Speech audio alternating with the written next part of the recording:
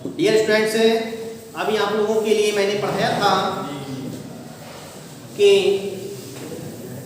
लखनऊ के नवाब साहब ट्रेन में बैठे हुए थे। उनका अंदाज एक लखनवी अंदाज था। लेखक उनके सम्मुख बैठा हुआ था और लेखक उनके सम्मुख बैठ करके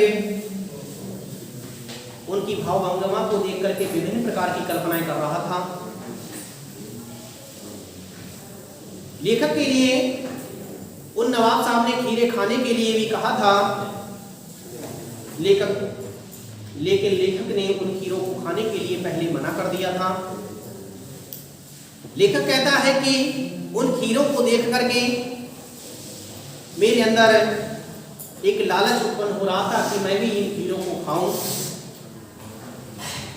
परंतु मैं खीरों को खाने के लिए पहले ही मना कर चुका था। इसलिए आत्मसम्मान को भी मुझे ध्यान में रखना है, क्योंकि जिस वस्तु के लिए मैंने खाने के लिए मना कर दिया था और उसी वस्तु को मैं बाद में खाता तो इससे मेरे आत्मसम्मान को ठेस पहुंचते।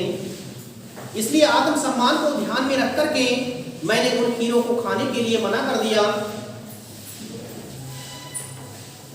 तो इसके बाद में उन नवाब साहब ने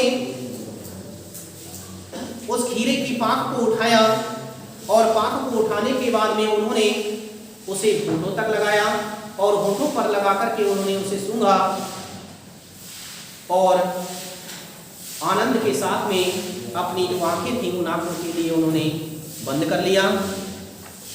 मुंह में भर आए पानी का घूंट गले से उतर गया। उनके मुख में पूरी तरह से पानी भरा हुआ था और वह पानी जो था वह लालच का था, खीरे खाने का।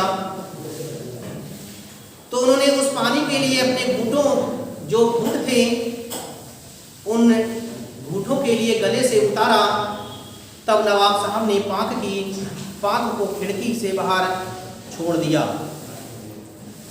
नवाब साहब ने पाक को खिड़की से बाहर छोड़ दिया।